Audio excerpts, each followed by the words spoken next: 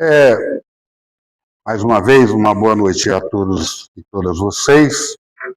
Acabamos de ler em toda a nossa liturgia os textos que basicamente farão parte da nossa reflexão dessa noite. E esses textos, eles sugerem um tema à nossa reflexão nesse tempo comum, que é o Evangelho nos ensina a caminhar. O Evangelho nos ensina a caminhar.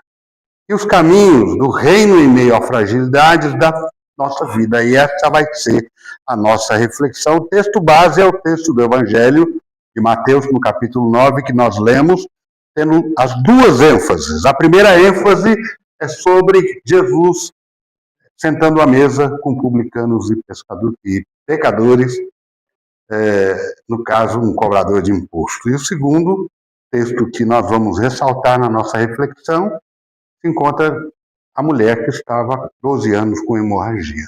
Então, esse é o texto base para a nossa construção da ideia do Evangelho que nos ensina a caminhar, em meio às nossas fragilidades.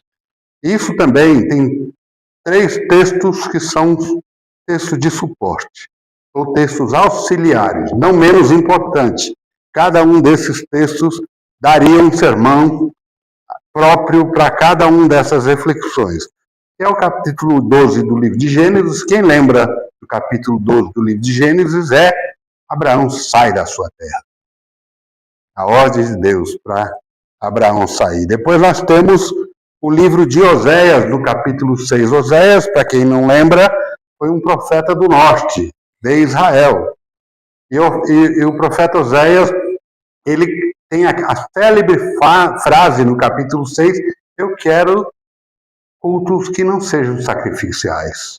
Quero misericórdia, que depois é relembrada na própria leitura da Bíblia. Romanos, no capítulo 4, é uma recapitulação no Novo Testamento da história de Abraão.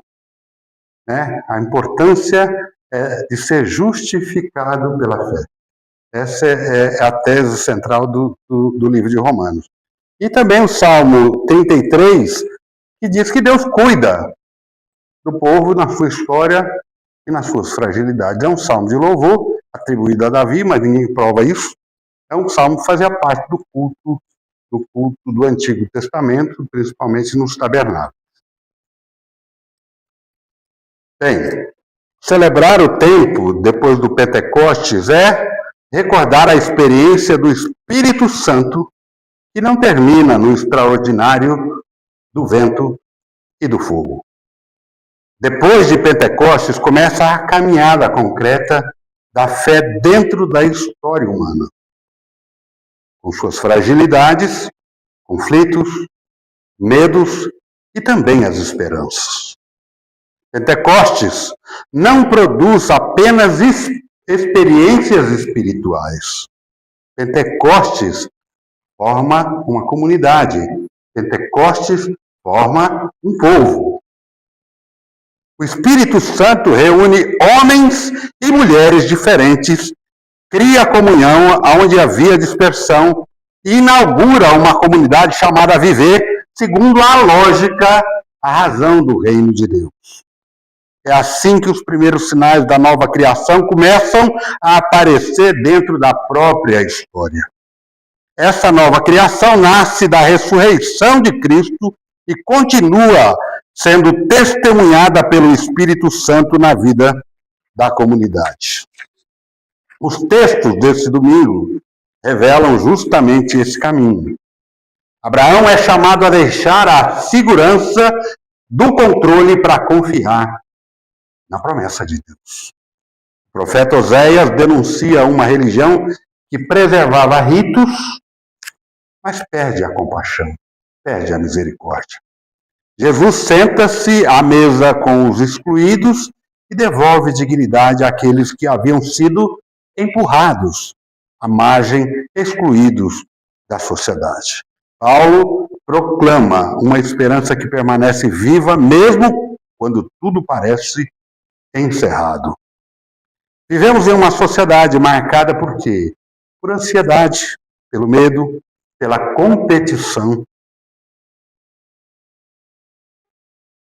pela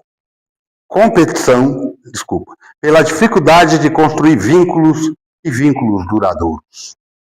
Talvez uma das maiores necessidades do nosso tempo seja reaprender uma forma mais humana de atravessar a vida. Por isso, o centro dessa reflexão não é apenas a nossa profissão de fé, é permitir que o Evangelho continue nos convertendo diariamente a uma maneira mais humana, misericordiosa e esperançosa de viver a história. Talvez a pergunta deste domingo seja exatamente essa. Como o Espírito continua formando um povo do reino em meio às nossas fragilidades da vida? Como o Espírito continua formando um povo do reino em meio às fragilidades da vida? Os textos que nós ouvimos oferecem uma resposta surpreendente. O reino de Deus não se manifesta primeiro através do poder, não se manifesta através do controle, não se manifesta através da força. O reino torna-se visível na forma como aprendemos a viver. Primeiro, o reino nos ensina o quê? A confiar. Depois, o reino nos ensina a praticar misericórdia. Terceiro, o reino nos ensina a restaurar a dignidade. É por esse caminho que o Espírito continua formando a igreja, formando um povo e renovando a criação. E como é que o reino nos ensina a caminhar pela confiança? O texto de Gênesis, o chamado de Abraão, em Gênesis 12, só pode ser compreendido quando olhamos para a narrativa anterior, que é a narrativa de Babel.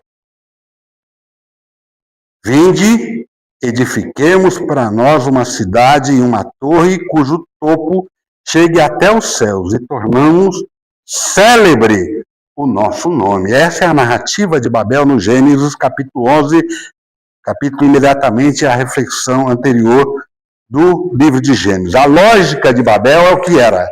A autossuficiência. É a tentativa de construir segurança por meio do poder. É a busca de um futuro inteiramente controlado pelas próprias mãos. O problema não está na cidade nem na torre. O problema está na ilusão de que a vida pode ser garantida sem a confiança em Deus. Por isso, Babel termina em dispersão, desencontro, fragmentação. Logo depois dessa narrativa, Deus chama Abraão e diz: sai da tua terra, da tua parentela e da casa do teu pai para a terra onde te mostrarei. Abraão não recebe um roteiro detalhado, um mapa para andar. Recebe uma promessa. Em Babel, os homens querem fazer um nome para si. Em Abraão, Deus promete: engrandecerei o teu nome. Aqui aparece uma das diferenças mais profundas entre Babel e o reino de Deus. Babel procura controlar a história.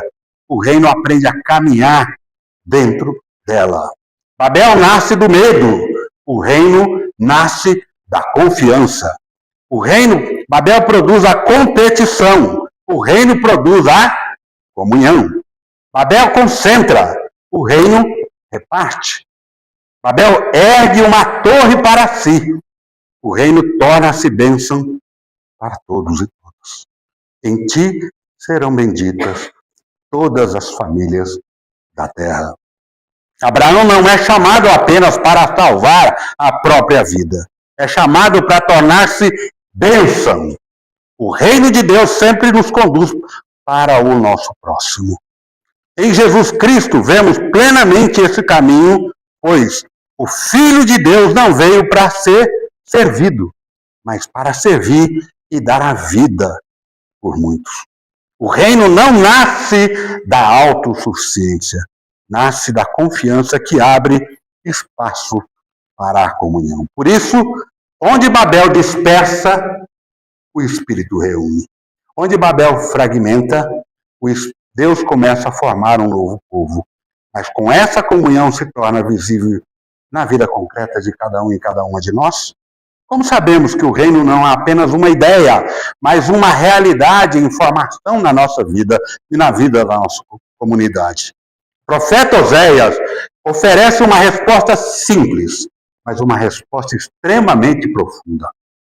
O reino torna-se visível quando a misericórdia ocupa o lugar da indiferença. Quando a misericórdia ocupa o lugar da indiferença, nós podemos destacar e perceber que Deus está fazendo parte da construção dessa jornada histórica. E por isso, o reino nos ensina a caminhar pela misericórdia, pois a misericórdia quero, como diz Oséias, e não sacrifício, e o conhecimento de Deus, muito mais do que holocaustos. A crítica de Oséias não é contra o culto, é contra uma religião desconectada da vida das pessoas. Uma fé que fala de Deus, mas esquece o próximo. Eu vou elaboradamente contar uma história que eu já contei no passado aqui. Mas como eu estou reescrevendo e o tempo é o mesmo, eu recupero essas memórias para reforçar a ideia daquilo que nós estamos dizendo, que o reino de Deus nos ensina a caminhar pela misericórdia. Foi justamente o que aprendi em 1986, durante uma missão que era patrocinada pela Igreja do Nazareno. Lá na região de Porto Agrário, lá na região da Ilha de Ingazeira, no norte de Minas Gerais, perto da região de Montalvânia. Os mineiros sabem onde é que fica isso aqui. E lá, nesse lugar, às margens do Rio São Francisco, a maior parte era formada por pessoas negras, pessoas que moravam nas vazões do Rio São Francisco, chamados vazanteiros, e os barranqueiros, que moravam às margens do grande Rio São Francisco. Não havia energia elétrica, não havia água encanada, não havia saneamento básico, mas havia algo profundamente forte naquela comunidade, que era a solidariedade. Um culto bem simples. Tento imaginar isso. Quando chegou o momento das ofertas, era uma casa de madeira, de cobertura muito simples, um templo, pequeno templo da Igreja do Nazareno. Quando chegou o momento das ofertas, quase ninguém possuía dinheiro. Era um tempo de muita seca, em 1986. Então o pastor, o reverendo daquela igreja, disse: tragam o que vocês tiverem. Tragam o que vocês tiverem. As pessoas começaram a trazer farinha, mandioca, feijão, batata doce, ovos e outros alimentos. Quando encerrou as ofertas, o pastor declarou: essa é a casa de Deus. Este lugar é a casa de Deus. Essa despensa de Deus está aqui. Quando vocês tiverem abundância, tragam. Coloquem na despensa. Mas quando vocês tiverem necessidade, vocês venham e retirem e busquem. Não precisa pedir licença. Essa é a casa de Deus. Quando vocês tiverem abundância, tragam. Quando tiver necessidade, retirem. Naquele instante, eu compreendi algo que jamais eu esqueci. A misericórdia deixou de ser um discurso. Tornara-se o pão, tornara-se o cuidado, tornara-se a comunidade. Mas eu compreendi também algo ainda mais profundo. A igreja não existia para acumular recursos.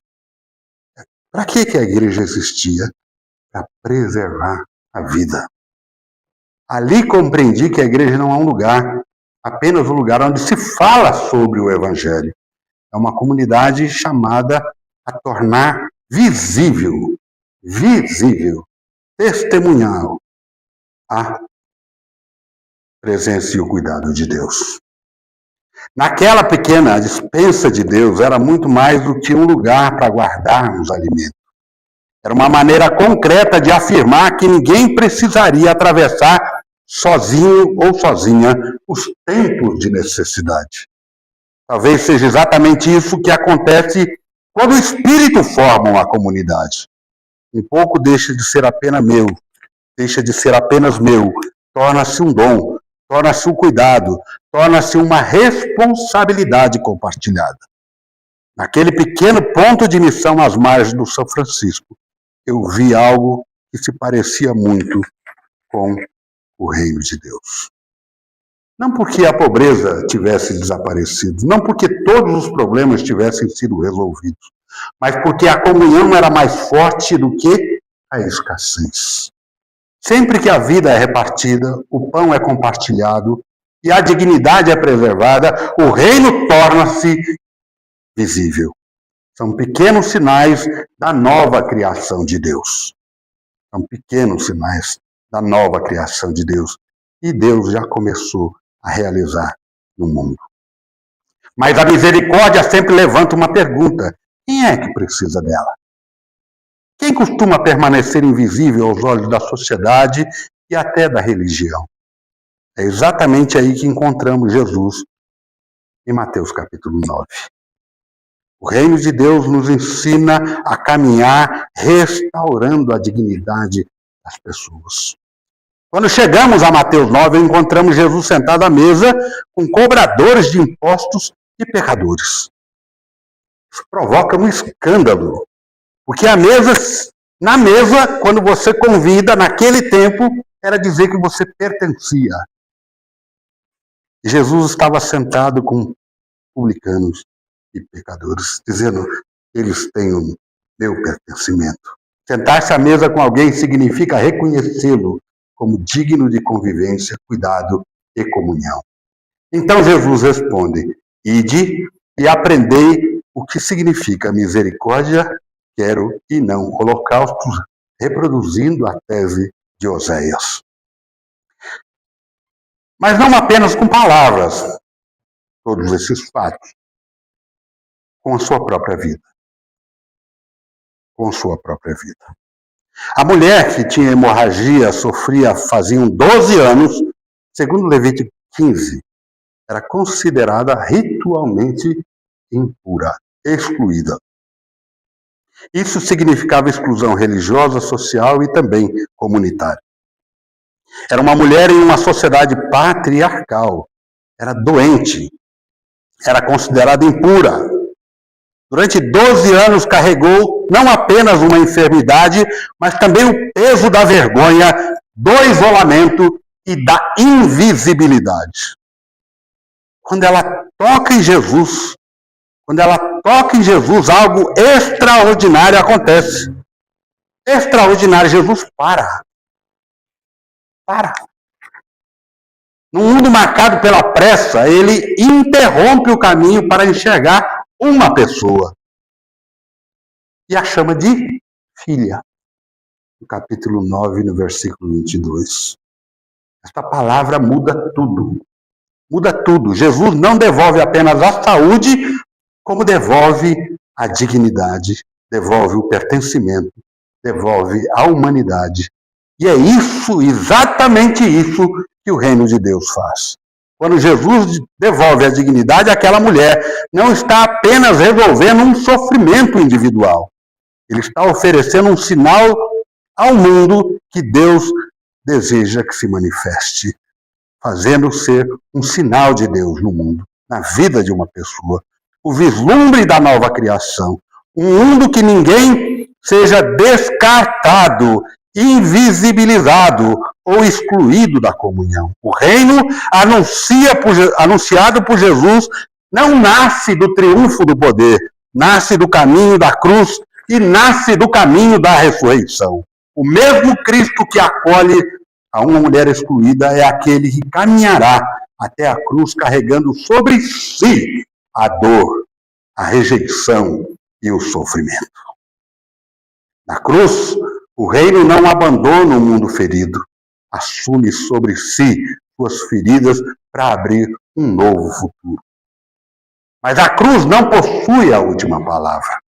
Cristo ressuscitado inaugura a nova criação. E o Espírito Santo continua soprando a vida para onde o medo aparece ou aparentemente triunfa.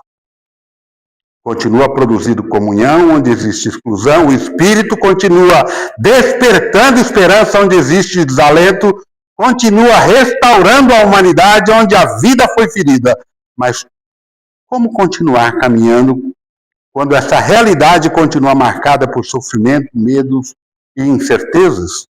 Como sustentar a esperança quando a transformação ainda parece incompleta? Essa pergunta que Paulo responde ao recordar a fé de Abraão em Romanos. Abraão, Romanos 4, versículo 18, esperando contra toda a esperança. Talvez essa seja uma das expressões mais profundas da fé cristã. Esperar quando tudo parece estar fechado. Continuar acreditando quando a realidade parece esgotada. Recusar-se a aceitar que o medo tenha a última palavra. A ressurreição nos lembra que Deus continua fazendo nova todas as coisas. Por isso a igreja é chamada a ser um sinal do reino de Deus na história.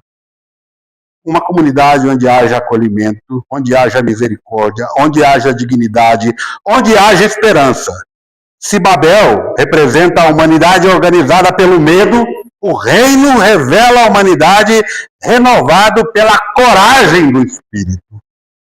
Uma humanidade que aprende a confiar em vez de controlar, a praticar misericórdia em vez da indiferença, a restaurar a dignidade em vez de exclusão. Talvez seja isso que Pentecostes continua produzindo no mundo, não apenas produzindo indivíduos religiosos, não apenas produzindo indivíduos religiosos, mas produzindo povo, comunidades reconciliadas, comunidades que aprendem a caminhar segundo a lógica do reino, comunidades que antecipam, ainda que de forma imperfeita, os sinais da criação. O mesmo Espírito que desceu sobre a igreja em Pentecostes continua reunindo aquilo que o medo dispersa, restaurando aquilo que a exclusão fere e abrindo caminhos de esperança dentro da história. Pentecostes continua formando comunidades que aprenderam a caminhar segundo a lógica do reino, confiando em Deus, praticando misericórdia e restaurando a dignidade como sinais da nova criação inaugurada por Jesus Cristo. Por isso, o Cristo ressuscitado continua nos ensinando a caminhar. E o Espírito Santo continua formando comunidades que antecipam os sinais vivos do reino de Deus.